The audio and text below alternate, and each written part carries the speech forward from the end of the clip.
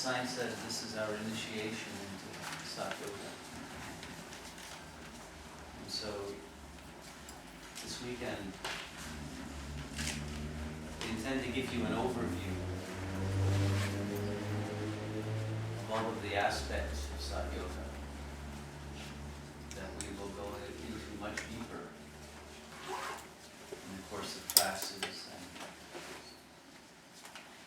retreats and other more advanced seminars and individual work if you choose to do that.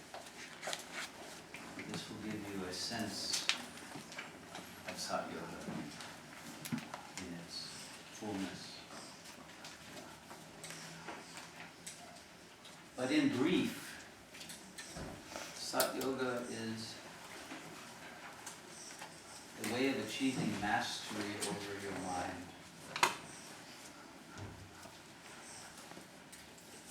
A way of achieving freedom from unconscious drives, impulses, pathological behavior patterns, depression, anxiety, whatever disturbs you, and achieving liberation into our natural state of joy, of love, of wisdom, empowerment, and of bliss. How many of you would like to achieve that? Good. Because if not, then there's no point in going through the ordeal of Sat Yoga. But if you're interested in achieving that end, this is a very direct approach. It's not a religious approach, in the sense that there are no rituals, there's no blind faith, there's no dogma. There's simply the understanding of the reality of your psyche.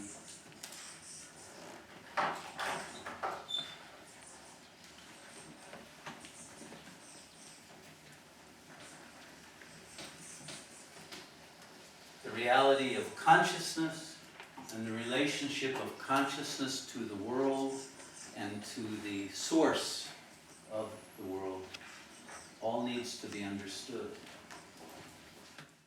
In our normal ego condition, we could say that we are living in our conscious mind, and the superconscious, or the supreme real, is closed off to us. And our lives, our conscious mind, are actually controlled by the lower unconscious, the drives that have been repressed since childhood, and even from previous lifetimes, as you'll discover as you go further with inner work. So, at our current state, although we may think we're the master of our own lives and we make our own decisions, in fact, our unconscious mind is making them for us. We are driven, and we are crippled to one extent or another by the need for, as we've often called them, props, or addictions, or enmeshments, or attachments, unhealthy relationships, whether to people or drugs or behavior patterns that don't really serve us and that don't help us grow. So we're freeing ourselves from that drivenness. In a religious context, the lower unconscious would be called Satan, and the supreme, the superconsciousness would be called God. And there's a war between Satan and God. But we're not going to mythologize it like that. We are looking at it as a psychological reality. But we don't have to make it into a mythical one. But it is the case that right now our consciousness has been captured by these lower unconscious fantasies, belief systems, and urges that control us without our understanding what's going on. And many times people have emotional reactions to things and they don't know why. Why am I crying? Why am I laughing? Why am I doing this? Why am I not doing something else that I should be doing? And they don't understand themselves. How many of you have ever had that phenomenon? Okay, so you understand that we don't understand ourselves. And that's the first thing to realize. We are ignorant.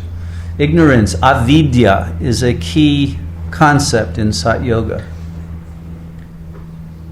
And that ignorance, in Christian terms, would be called sin. It causes us to act sinfully according to the lower unconscious, meaning inaccurately, meaning our karma, the actions that we do, produce suffering rather than joy, rather than fulfillment.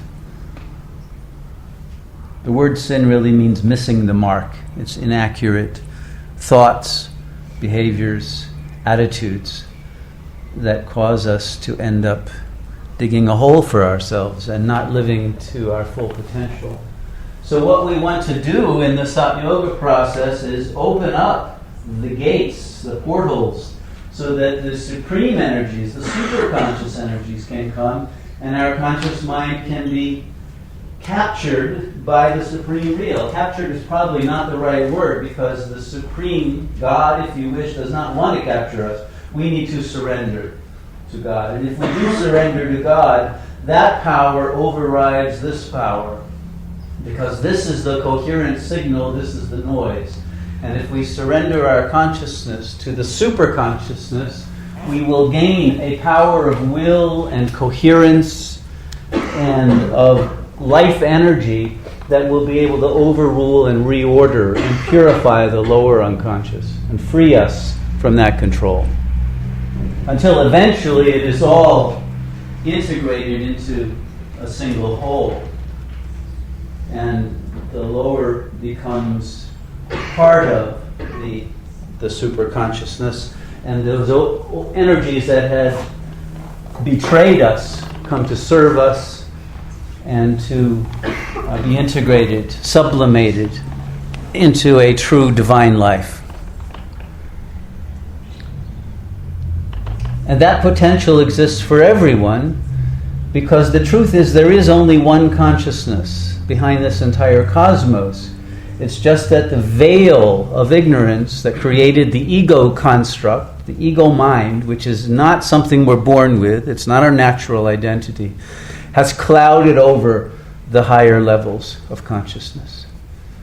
And once the clouds have gone and we have broken through the veil, purified the unconscious, we see that all of it is God. Everything is the sacred manifestation of the supreme consciousness. You can think of it in terms of quantum physics as the primordial quantum wave. And that quantum wave is released from its collapsed and fixated state to open up our potential. And not only on an individual level, but when enough of us free ourselves from these fixations that are governed by the unconscious, it will break through the collective unconscious and free our whole planet from the trance that humanity is now in. That's creating a hell realm on this world and is leading to our own extinction if we don't awaken very soon. So each of us is in a situation where our soul is in the balance, but our whole planet is also in the balance right now. And what we do individually will have an effect on the entire planet. And this has been proven by recent scientific disciplines like chaos theory and other fields that we also study here, because this is a scientific approach, not a religious approach, to achieving liberation and to helping restore the beauty of our natural world to where it once was and where it can and will be again. Okay?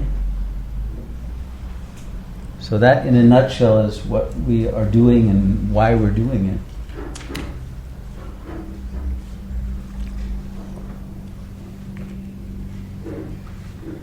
In order to reach the supreme real, the superconscious state, there's one main thing we have to do, and that is gain mastery over the mind. If we gain mastery over the conscious mind, we will also gain mastery over the unconscious, because it works through by contaminating our conscious mind. But this means that we need to gain the power to keep the mind in a state of silence.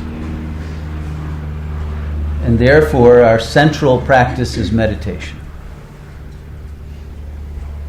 If we can silence the mind at will and hold it in the state of silence in which we are reverentially surrendering to the superconsciousness and allowing those energies in, we will purify the entire conscious and unconscious minds. And we will free ourselves. So we have to learn to meditate. So that's the main practice, is silencing the mind. And then there are other practices, as you'll see, that help you to be able to order your whole life in a way that will simplify life, make it more coherent, more clear to you yourself. And that life, when it has been purified of the negative and the lower vibrational elements, will easily rise to the superconscious state. So this is what yoga has always been about. This is the classical practice of the science of the purification of consciousness.